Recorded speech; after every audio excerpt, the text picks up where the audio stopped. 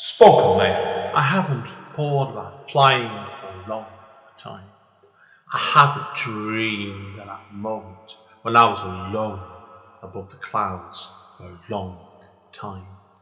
I haven't dreamed of waking up in a room surrounded in blue and green grass for more years than I could dream of remembering. I haven't walked back into the past or scratched on the doors of my origins, where it all came from, since I held up that cape for the last time. Return to Kent Town 10th Year Anniversary Edition is a revised version of Andy N's first poetry book. The book can be purchased from Amazon and it contains numerous additional material. Spoken label. Hi, it's Andy N from Spoken Label. Spoken Label was originally set up at the beginning of 2016, and records show it started off really as a one-off podcast chatting to writers, poets and artists. Over time, it became monthly, then weekly, and occasionally nowadays it goes on that to a more regular basis. To date, I've done over 330 sessions, and I'm always looking for new poets, writers, artists, singer-songwriters, general interesting creative people to come onto the podcast. You can find this on all the usual networks over Apple, iTunes, Spotify, Podbean, Podbay, and dozens of others. But it does have a central database of Spoken Label, which is all one word, .bandcamp.com. Obviously now, to help me with the running costs of this podcast, I'm always grateful for any kind of donation to assist me with it. You can either do the donation through the Bandcamp page by putting in a fee to download one of the free podcasts, or send it over to my PayPal to aen1mpo@yahoo.co.uk.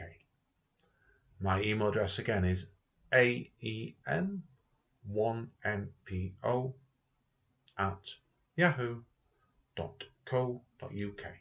Enjoy the podcast. Take care. Bye. Spoken label. Hi guys, Andy N, Spoken Label, back in the house on a Thursday afternoon, and I've just got completely caught out by Zoom then doing some very strange messages on me, but hopefully this will record. Now, we're over at Doncaster today to speak to a wonderful writer, which I think is originally from the Leeds area, but they will obviously correct me in a second. I've got the wonderful Caitlin McKenna with us. Now, Caitlin, obviously, first of all then, for people that don't know you, tell people a little bit about yourself with your background as a writer. Where did it all come from? So I'm a poet and spoken word writer who's been living in Leeds for a while. Originally, I was a squaddy brat, moved around a lot, spent a lot of my life in North Yorkshire and started writing while I was up there. Just little things here or there, just for me. I played around with little journalistic pieces, trying to screenwrite, trying to do it. Basically anything I could try my hand at, but I've just found poetry was always my main thing. And then when I went to uni in Leeds, I really decided that that was something I really wanted to pursue. And while I didn't do much during my undergrad, I thought that while doing my masters, I suffered with a lot of mental health issues while I was doing my undergrad.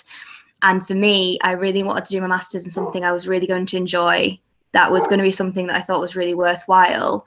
Because it got to a point of being like, well, I don't know how much longer I'm going to be around. Why not do something with that time that's going to be something I love? So I applied for creative writing at Leeds Trinity University because I loved Leeds. And it was Oz Hardwick, and he still is, doing the poetry side of things for the creative writing MA there. And I just fell in love with his work, really. He does a lot of prose poetry, and I was like, if there's one person I want to help guide me and see if I could actually do poetry and be good at it, it's him. So I started writing more, submitted my application for it, went to my very first open mic night, which was run by Jack Collins as part of Leeds Literary Festival that year in 2020, and performed for the first time at a friend's poetry collective, Context Collaborative, which sadly isn't a thing anymore. And then the pandemic happened and I submitted a few pieces here or there, started my master's in 2020 in September, and got my very first online publication that year as well, which was like a big thing for me. It made me think that maybe I could kind of do this. And since then, I've just been writing. I got my master's done, and at the end of it, I had some work that I thought was good enough that I could transform it into a chapbook. I started performing at more open mic nights. I met the wonderful Benke Publishing when I submitted my chapbook to them, and it got put out into the world. And since then, I've just kind of been writing more, submitting more, performing, and then started a literary affinity group that holds a monthly open mic and various socials and other little events, and just fell in love with the whole community and the whole world of it. Brilliant. Down, great stuff. You've said everything. You've covered an awful lot of ground there in a couple of minutes there. So that's brilliant. Now, obviously, what we want to talk about today, Jay, obviously, to start off with, obviously, is your debut chapbook over. It came out last year, and actually correctly said the wonderful Benke Publishing. Hi, Rebecca. Now, obviously, first of all, then, tell us about the significance of then the title of it. Now Say It Back. Now Say It Back is, I've actually got it tattooed across my chest because oh, well, that's one way not forgetting it then. Yeah, it's great for like plugging the book. I'm not as good as LOL, but I want to get the name out there somehow. She's incredible. Absolutely incredible, young lady. So amazing. But I really love love. To put that out there, I love love in all forms. I think that we should be celebrating love and sharing love a whole lot more, and being completely honest and just not shying away from it and the declarations of it. And so when I was putting the chapbook together, I wanted to explore all different kinds of love, using an ancient Greek kind of philosophy around it. And I kept thinking with it that I was showing all this love going out there, and I was trying to show the way that love is reciprocated to me. But I wanted to really, really push that message of being like, no, say it back to the people you care about. Tell them you love them. Tell me you love me. I want to hear it too. I love you. Now say it back. And it's demanding, and it's not the nicest way of talking about love, but it's needed. So after putting my heart on my sleeve in every single poem in this chapbook, and just being completely authentically honest and vulnerable and true as much as I could be, I thought that the best title for it was probably going to be Now Say It Back, because I want you to finish the book and go away and tell everyone you love them. Yeah, I think it's a really good idea, that, straight away. I think there's a lot of ground I could cover this book, so I'm going to have to go through several pieces like with you anyway. But what we're going to do is we'll talk about these in a very roundabout way, if that makes sense, because I'm always a believer, to be honest, Caitlin, when we do chat about collections, I don't want to talk directly about the piece. I want to ask you what the thought process was, if that makes sense. So I think it kind of makes sense, really, to start off with, because there's tons of great titles on these books. But what made you want to do like put stuff like Eros next to it? I mean, Eros dash. I have a taxidermied butterfly behind glass on my wall. It's beautiful. These are all gods, and then there's a poem next to them. So it's obviously not about each god, is it? But what made you want to do it this way? So some of them are gods, some of them aren't. It's to do with, there's an ancient Greek philosophy on love where there are, some say 7, some say 9. There are a variety of different types of love to be explored. So in terms of like pragma, that is a constant, long-lasting love. It's built on mutual respect and understanding. And when I was trying to think about the pragma in my life, I'm young. I've not really experienced that sort of love yet, or at least I really hadn't by the time I got the book out. So I was thinking, my grandparents are the most solid relationship I've ever seen. They love each other explicitly and completely, but in such a understated way that I know is going to last and has lasted. So what I did was I took each concept of this kind of love, and I just kind of explored it in different ways. So ludus is this kind of like almost infantile, playful sort of love. And I was thinking about crushes. So in that, I've seen you on Instagram, and I just wanted to say hi, is ludus in one sense. But there are other poems that kind of relate to the different forms in other senses. The there's other poems that are existing that are scattered around notebooks and various Word docs for each of them. But these are the ones I thought kind of really fit together in this collection and that I really wanted to get out there and share. Yeah, it does. It's a really good collection, to be honest with you. I think you've got a really good balance in it as well, where in fact, it's like obviously, like you said, there is some really quite long pieces in this book as well, but that's then really counterbalanced by having some really quite short, delicate pieces in there as well. Was that always the plan when you first got this collection together? Like, did you? Because I love like the last piece, for example, Love, which I think is a great way of finishing the collection off, where like it's all the line breaks are completely all over the place, and I think I suits it really well. Now, we'll talk about that one first then, because obviously, like I can see, obviously, talked a lot about you, Aaron, as a person. What made you want to actually do, for example, with some of the lines where you've got like I know the wind will blow, and that line cuts in halfway across the page? Well, a lot of this was, and I will talk about Oz yet again here because I've learned half of what I've learned from Oz Hardwick. They've completely shaped me.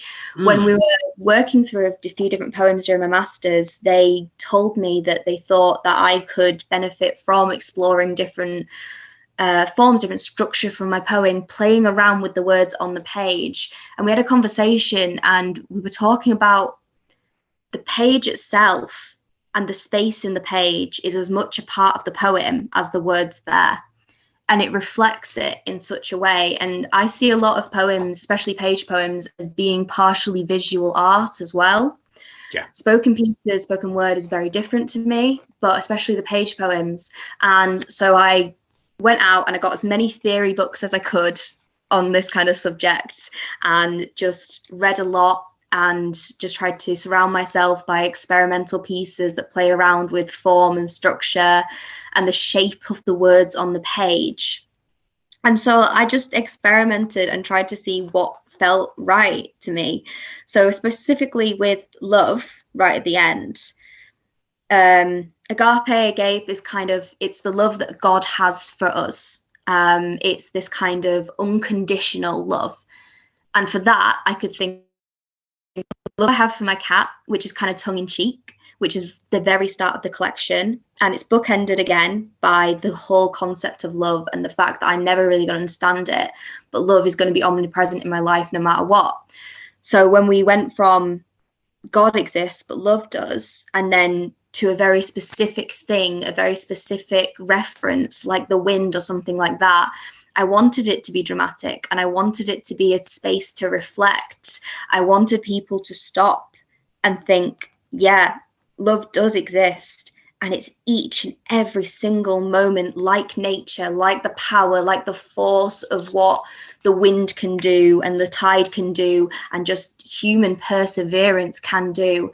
And I think the spaces and the line breaks there really allowed me to kind of emphasize each and every point of that. Whereas if it was just a solid block of text, I'm not sure the reflection would be as strong. No, it's a very good point, that indeed. No, I agree with you. I agree with you. I always believe with pieces, no piece you write, and it's any sort of form, is the same as the previous one. And I think doing it as straight block, sometimes you need to let the piece breathe.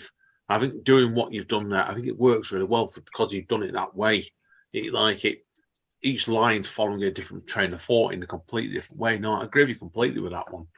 I think you did the same really, really well in a different way on I know I could be a good poem as well, because I'm going to read the extract out here to make my point on this one, because I love the bit where you put right at the beginning of the piece, a man who made magic out of words once told me that things were, they'd done it in italics, built for a future that never happened. That emphasis is really, really powerful stuff done there alone on that. And I did like the bit where you done the double brackets as well throughout the pieces as well. So now, tell us why you want to use the double brackets on this piece and like that, like the end of that second stanza, where you go on that single breath, then double brackets. I think it was a reflection of the words itself. I wanted to come up with a way to really emphasize that sense of taking a breath and the gasps, and to take the reader through my own personal train of thought that was being reflected by the piece. And so to cause them to actually stop and do exactly what is being said, to have to look at that, to have to stop and take in the double brackets, it causes that moment of pause and that exact breath. So you are forced in the moment with me, whether you want to be or not. Yeah, no, I agree. I get you completely. It's you're not. I would hate to use the words playing, but you're using language in perhaps in a way that's not normally done in poetry. No, it's excellent, excellent, Yeah, indeed. So definitely, I play with language. I think that's a completely fair way to phrase it. I think we should all be playing with language and words a lot more. yeah, no, it's fair play, fair play. I always say experimenting is more my term, but no, I do agree with you on that. Then, what made you then? Obviously, I'm not keeping off topics here. Like, another one of my probably my favourite collect piece, the longer piece in the book was, I've seen you on Instagram and just wanted to say hi. Now, it's a great piece anyway. What made you want to start the poem or the piece off, I should say, halfway down the page with the gaps from the top? I think the piece is possibly one of the most playful I've ever put together in terms of the language, in terms of the journey it takes you on. A lot of my pieces are somewhat dark, somewhat involved, somewhat focused on mental health and my own mentality. And this is just about a simple crush, as it is right at the very end. I wanted it to have a levity and a light that the other pieces perhaps didn't have. So I think having that completely visually set aside in the book, so you can see on the page that it's different, that the snippets, the stanzas that are shared on each page are light, are playful, aren't too heavy, just really helps to bring that out. It becomes something that's just fun. I think it. No, it does. Definitely does. On the page, it's fun. Yeah, that's what I think I've liked about his collection, Caitlin, don't you? Because the fact is, like, sometimes you read some collections, and they are very good collections, is the pieces after a while come almost dumbed if you know what I mean. Like, this one is a very unpredictable collection, and I like that. I respect you for that one, because like it was like when I was first reading this last week, and I thought to myself, this is some very unusual techniques used here. And I thought, it works really well, because like I love the way you've done it on the other long pieces. When the boy you love tells you he wants to die, this one almost feels like prose to me. Like the way you've set this one out, and that's why. And it's what was that in the form? Was that an experiment in form that way, or did that one just way it came out, that piece? Yeah, when I submitted a selection of pieces to Leeds Trinity to get onto the master's course I did that started me really focusing on poetry, I had some prose poetry pieces in there, and I kind of knew, but I didn't really know at the time that Oz was like really big in prose poetry. That's what he did. I've met Oz. Oh, yikes. It was a few years ago now. This is back when I had hair, and I think my hair was probably as long as his, right? That says it all, doesn't it? So yeah, he's a great guy. Great bloke indeed. So yeah. So I can see why you're getting out of this one. Like I said, it's a fascinating piece, this one, by the form on it alone, because like you can see your playfulness coming up right at the top, where you do go back into your italics 2/3 of the way down on the second page.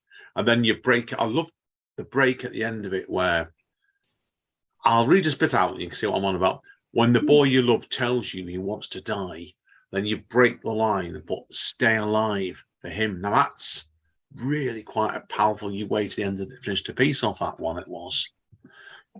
Now, obviously, when you sent this through to Bentley Publishing, did this change over the editing process much, did it? Or was it pretty well fully formed? You went across to Rebecca and Co. It was pretty much fully formed, to be fair. Rebecca had seen me at an open mic night and shared some of my stuff online and was just so encouraging. And I had this chapbook waiting to basically be sent out from December. And so I sent it out in about February, March. I hadn't sent it to anyone else other than Bentley. And when we talked about it back and forth, Rebecca was just so encouraging of it as it was. We questioned maybe the formatting of a few pieces, because like we've discussed already during this, some of them are formatted a little bit strangely and not a way you'd understand or like expect, more like. But we never really, there was never having to be a back and forth of, are you sure this line works here? Do you think this works here? Rebecca was full of a lot of faith for what I put together and respect for the way I wanted it. Personally, I went back and forth a lot during the editing process, just making sure this is exactly what I wanted to put in the world, and specifically that line that you've mentioned. I still to this day, I don't know whether For Him is the way I would want to end that poem. I don't know whether it is a complete honest truth of the way that my brain works in that kind of the kind of love that piece falls under is the mania. And in terms of the way that I think when I am wrapped up in that kind of toxic, all-consuming love, For Him perfectly represents that. But nowadays, while I was editing it, I think that the piece stands stronger if it ends with just stay alive. And it's always been changed, I think. No, it definitely does. It's because what you've done is like, you could argue if you had left it on the actual structure of that stanza above, it could have been telling, not showing. But moving it, what you've done there is you've emphasised the point by breaking the form up, and it's a really good piece. And the full collection's excellent, really is, Caitlin, over that. Did it come together quite quickly as a collection before you sent it across, or had it been some of the pieces been dangling around for a while? Most of the pieces I'd written in the year before while I was doing my masters. A few of the pieces I'd moved down south to open a cafe with my best friend at the time. And so a few of them, I've seen you on Instagram, I just wanted to say hi. And one or two of the other pieces, there are specific references to working in a cafe. Let Me Make You a Latte was about making coffee in the mornings when we were setting up. And so a lot of them came from that time, and it just kind of had to be pulled together and weaved together. And I submitted a lot of these pieces as my final piece for my masters. So they'd been kind of all together since the August of 2021. But it was really just a case of working, what do I think represents me as I want my debut to be into like actual poetry? What do I think I'd want out in a chapbook? Do these pieces fit? And it was just switching them out with different pieces. And by, I want to say December, I was completely and utterly happy, and everything in there was not even a year old. That's good going. That's really good going to get a collection together that quick like that. I know what my track goes like when I write books. I might have to have 2 or 3 books on the go, but it will take me 5 or 6 years to write each one. So because I'm just really slow. I go backwards and forwards a lot. But no, it's a fantastic use of form throughout the full of the book. And I encourage people endlessly to go and have a look at it. It really is a good book. Now, I want to change topics anyway now. So obviously, I know obviously at the moment you're running a night in Leeds, aren't you, called Bone Down. Now, as you told me, you started in September last year, 2022. Just tell us a little bit about this then, and what made you want to do a night?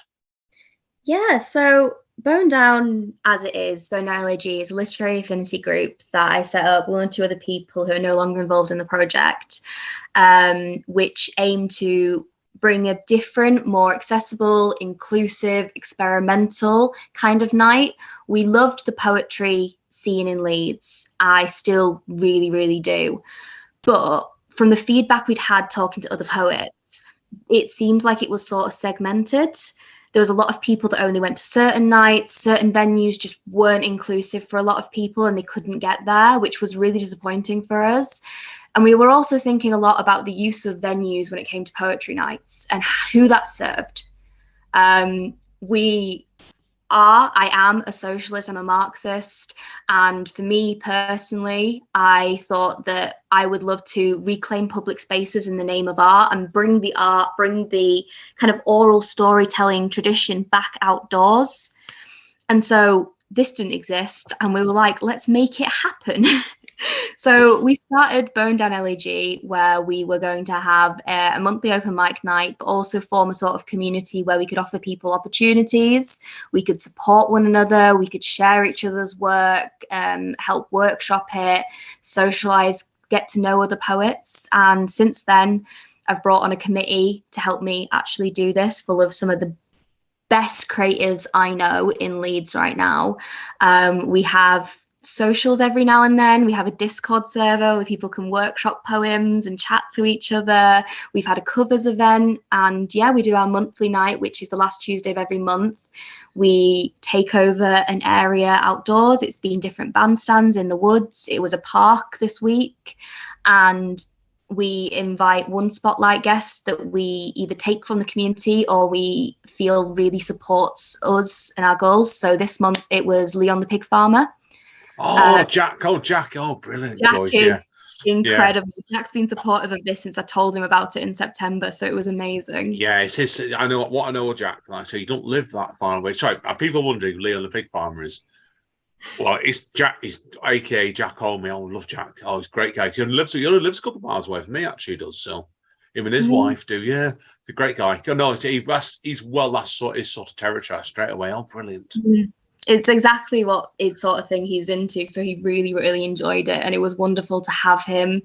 Like, some of the pieces he shared perfectly exemplified why we were doing the project in its first place, like reclaiming spaces in the name of art, ensuring that everyone's able to express themselves, have that artistic opportunity to involve themselves in whatever they need to, like forming a community that can help each other, because we're big on mutual aid, collaboration, just working together to like express yourself and be the best you can be.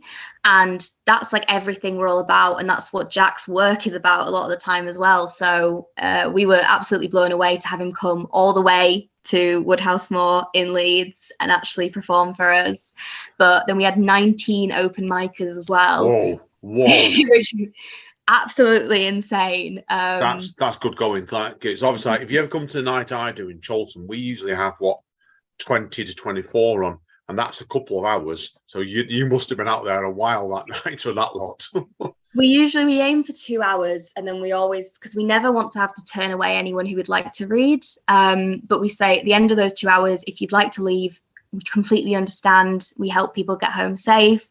We ensure they've had a good night. If you want to stay, then we're just going to keep working through. And we had a lot of people stay right till the very end so they could hear everyone, essentially. Jack stayed right to the very end, which was amazing. And we've had just some really, really great feedback from it. We've formed some amazing connections, and every single time we have someone who's never read before. Oh, that's what you want. You want. It's a good tip for anybody ever who runs nights, and you'll agree with me, as Caitlin, with this straight away. It's not the fact; it's the freshness. You want to be constantly encouraging new people, and that's great. If you're getting that sort of new people coming in all the time, that's exactly what you want. I can imagine it straight away. Oh, well done. It's really special, thank you, because obviously I've run a few different events. For me personally, as Caitlin McKenna, I've run some showcases and workshops, and I've run an open mic for Bent Key, but a lot of the people involved in Bone Down have never had experience hosting or running an event before, and so how excited and how proud they get whenever we have someone who's never read before, or last read 10 years ago, or just came along because they've only just heard about Bone Down, is just so amazing. And it's great to know that people go away from it and want to write more and want to come back, or have never had any experience with poetry but have been dragged along by a friend, and then the next month they come along and read something. That's just the coolest thing ever. Oh, God, yeah. No, I've had that myself, and I'll tell you off mic, but there is a person that has read at Speakeasy before now. That's on Bent Key Publishing, and she knows who she is. First time she ever read was at Speakeasy, and she came along 3 times to build up, to watch, and to build up the courage, and wouldn't give me a name in the first 2 times. So that's what you do. That's what you're there to do, and it's not bad nights to me, and I'm sure you must agree with me in this one. Like, it's or inflated around someone else's ego, not encouraging people. And that's why I'm really impressed at Caitlin. I really am. You got people doing that for you, and we're the same. Tremendous. Now, where do you see? So to start wrapping up, then we're asking about your night first of all. Then, where would you like to see your event go next? Do you have any sort of plans in mind? Yeah, well, so for us personally, Bone Down we don't want the most people. We don't want to sell tickets. We don't want to make money from it. We would never want it to become the biggest night in Leeds or anything like that, because we would lose the intimate, encouraging, supportive feel that we have. That's what we're going for. But for us, what success and growth looks like in Bone Down is being able to offer these, being able to have some sort of funding where we can pay the spotlighters and actually pay artists what they deserve, because that is so important for us. We'd like to be able to have a resource where we could offer submission opportunities and a different list of open mics in the area for people to keep getting out there. And what we are working towards is perhaps creating a website or a zine where we can showcase some of the amazing work that the artists involved in the Bone Down community are creating, because we'd love to lift them up and just keep encouraging them to write, because we've had some absolutely stunners come and be a part of this community, and the community is what's more important than anything else with this. No, fair point. No, and I agree with you completely with that straight away. Now, obviously, to wrap up then, second to last question anyway, what plans have you got for your own creativity? Would you like to do another collection? Yeah, I'm currently working on another collection. It's something that we discussed when I joined Bent Key, because obviously this was my debut chapbook and I would love to have a full collection. But as we've discussed, sometimes it can take a while. Sometimes it's difficult to really work out what I want from it, especially as my life is currently changing, the way I see everything's currently changing. The work that I'm creating is developing a lot. And so it's trying to keep it all fresh and new and in line with those changes, while also respecting the pieces I've created that I really love. No, fair play with that. Like, I'm always a believer when you're writing as well. And this is what's great. Well, I've got to be honest with you, because my wife's a writer and Amanda, we're pushing each other all the time to try out new approaches constantly, because I think your work's got to be constantly moving forward. Yeah. And that's why I can certainly see you writing lots of other books in this straight away, because there's a strength in your words in this, particularly for a debut collection. And you don't always see them like that, always that way.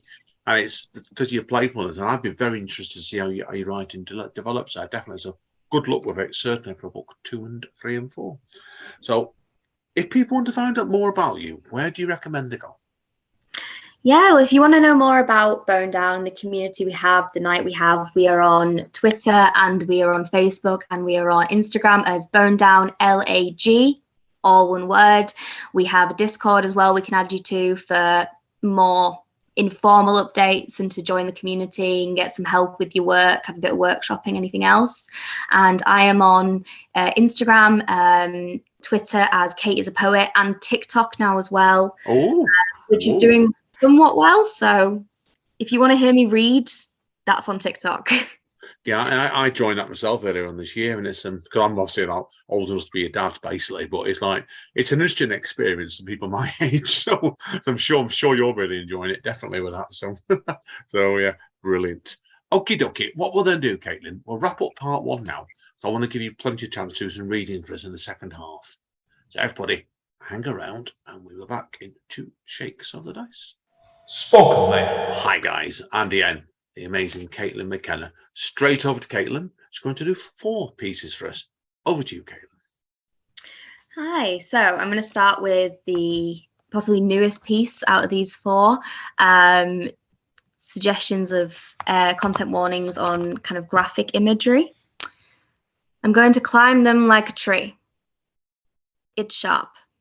The pain that intrudes under my skin, through the soles of my feet, and it grows, shooting pains up through my shins and branching out through my hips, perennially planting hysteria and muffling my hysterical cries as it grows and it grows. Blossom blooming up my throat, pollen colouring my teeth already tainted by years of abuse, sap starting to stick to my tongue, squashing screams threatening to get loose, and it grows and it grows. I'm not sure everyone writes about love this way. An invasive species, Roots replace veins, and my wrist starts to limp. There are thistles in my brain and thorns tearing through my amygdala. And it grows, and it grows. And I am torn apart, planted in place, no agony, no fall from grace. When they chop me down, don't expect mutation to flow. I will be born again, and it grows, and it grows. Thank you. I love the reference on that one to it grows and it grows, because it's like you could have easily carried it on for another couple of grows, and I may really emphasize the point. I think you did it dead right there by cutting it off at that point. So, no, fantastic stuff. Anyway, straight over to piece number 2 from you. So I wanted to read a piece from the book, Now Say It Back for you. And as we were talking about this piece, I thought it'd be perfect. I've seen you on Instagram, and I just wanted to say hi. And just like that, they are radiant, and smiling down at the hummus, I see their button nose in the chickpeas, and the way their green eyes shine like the sprinkles of chives. I scatter lavishly, feeling generous. They are apple pie topped with cream. They are warm, jammy Dodger blondies, novelty of the day. They are chilled iced chais and the cinnamon spritz on top. I blush, pink, blood rush. My words stumble, tumble as they come falling out. Their smile knocks me off balance once again. I trip at their feet and enjoy my travels, wondering haphazardly if the rainbow socks signal like a neon sign, or whether my furious flutters are like a siren in the morning, waking the neighbors. Behind shiny glass domes, crowned like a triumph over rose petal garland, I lust, hungry for a taste, out of Tantalus' reach. I sit in silent suffering, not knowing how to get their sparkling eyes out of sight, out of mind, irises reflected in pots and pans and their freckles in the froth of my latte. I held onto the mug like a life raft, sinking into submission, soft affection and simple crush.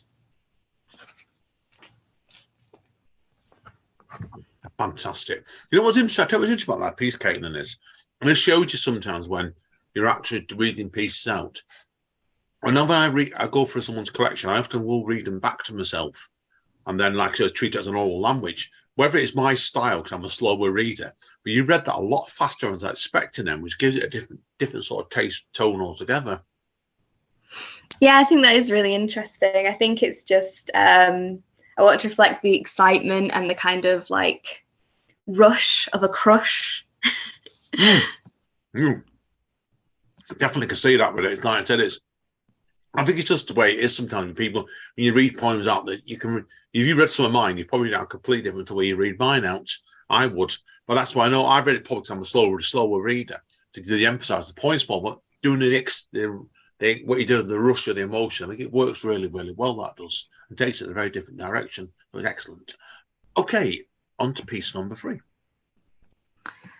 This one is the not untitled work in progress, content warnings for mentions of mental health, of drugs. This is a piece kind of about how I've tried a lot of different things for my mental health. It's a very confessional, honest piece, but also one that I think has kind of had a lot of universal feel. It's done really, really well on TikTok recently with over 300,000 views from a lot of people who say it echoes a lot of their feelings. So hopefully someone gets that sort of thing from it.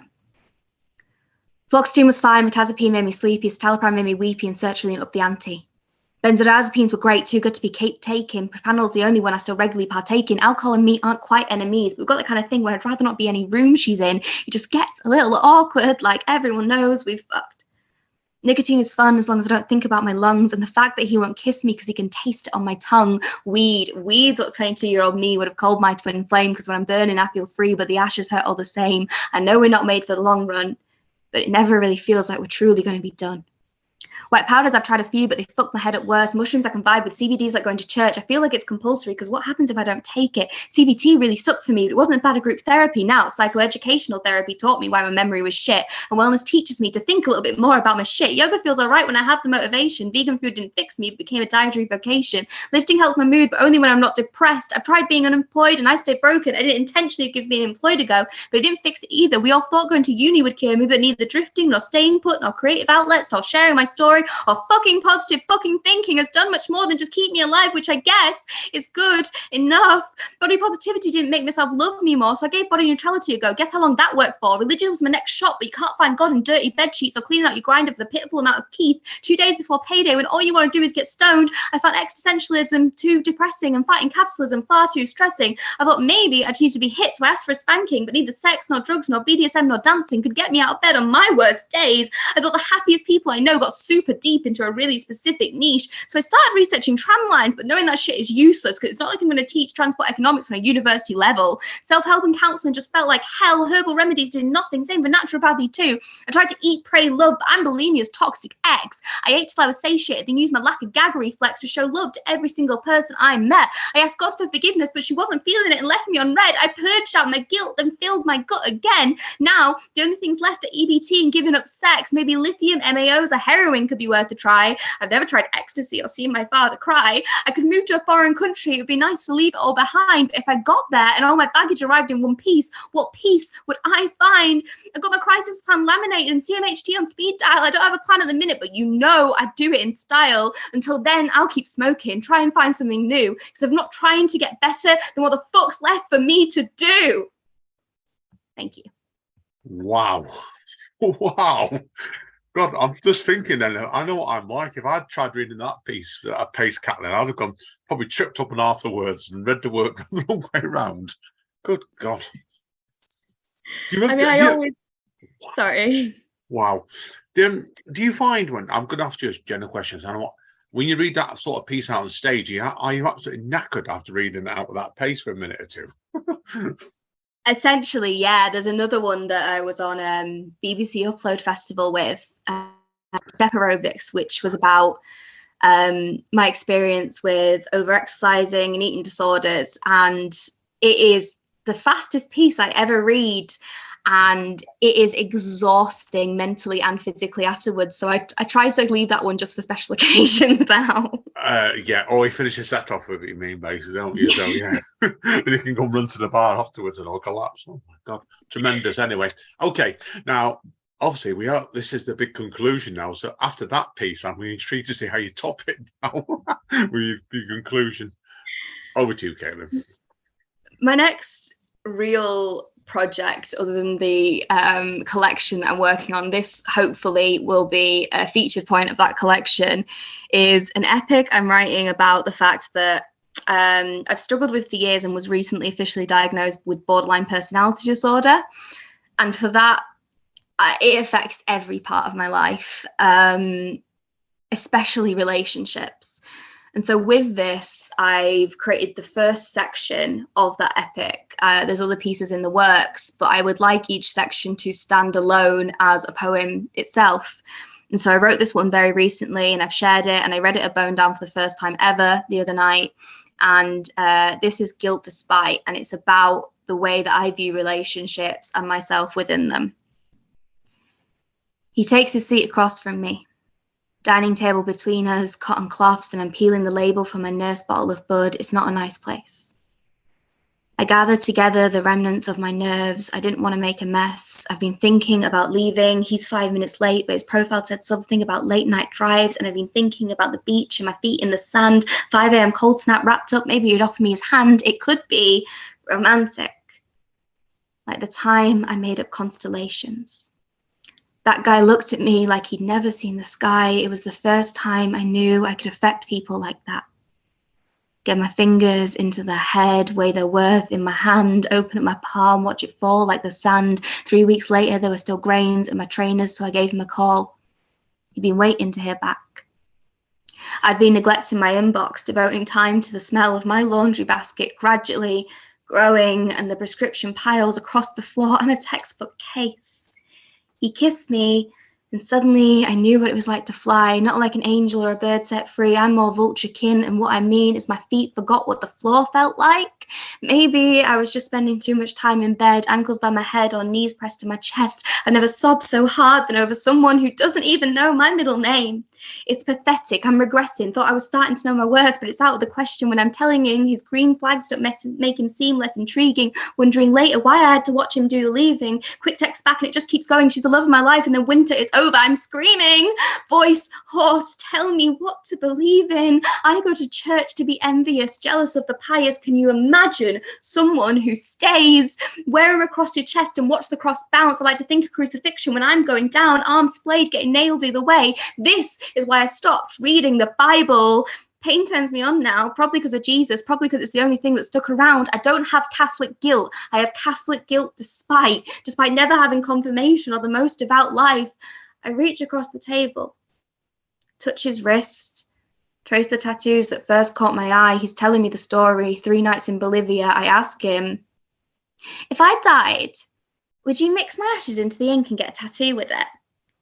He says, well, depends how well this date goes. That hurts. In an alternate world, he would have smiled, grabbed both hands and forced my attention. I have been parched without you. There's an indent in my bed the size of you, and I smell your shampoo when it rains. We are banner material, my love, star-crossed in all the right ways. If you asked me for my heart, I would dive between my own ribs and propose with the bloody pulp. I'd be honoured to wear you on my skin. He doesn't, though. We continue the day. I go back to his. I leave at 8 a.m. because he has to get up for work. I question why he asked me out on a Tuesday, but only silently. We don't speak again. He texts me the next week, asked me to come over, slow dance to never meant. I never meant to give him the impression that I was someone who would stick around. I haven't found anything worth sticking around for. Falling on my sword would hurt a lot less than replying to his text and letting myself love him, at least for me anyway. And I am selfish, self-obsessed, obsessed with the maintenance of my own sanity. I've just started to pull myself together. I'm not ready to let go of it again yet. Thank you. What an ending. Wow. Yeah, you can see with that, it's obviously, he said, always going to be your forthcoming second collection. There is the tonal difference in that is, I think it's quite different to the first book, actually. But it is still you. Does that make sense, what I mean there? Yeah, completely. I feel like a lot of my writing adapts, it changes. I'm able to switch tones and genres somewhat. Yeah. You can see in that piece. You can see it in that piece. That was tremendous. Absolutely, yeah. Really good stuff. That was. So I'm looking forward to seeing the second collection. Or of course, should we call it your second or your first collection? I don't know. I know. I think it's the first full collection. First, just do that first full collection. That was excellent. Really was good stuff. That. And it's like it said. You can see where it. I think as well in the future of yourself. I personally believe this. That I think you probably could do an album, Tom's an album of your spoken word. Because your vocal range and that was really transformative. Definitely, really excellent stuff. So, good luck anyway. Think about. Yes, we'll think about it. Definitely. Now, good luck for the future. Keep in touch. Hopefully, we'll get to meet someday as well. So, I'd love to see you read definitely on stage or would. So, we'll sort something out with that. So, but anyway, thank you for today, Caitlin. So. That's it for another Spoken Label today, guys. I've really enjoyed it today. I hope you have as well. So. As Don Callis over at AEW Wrestling says, stay safe and stay over. And we will see you all next time. Spoken Label.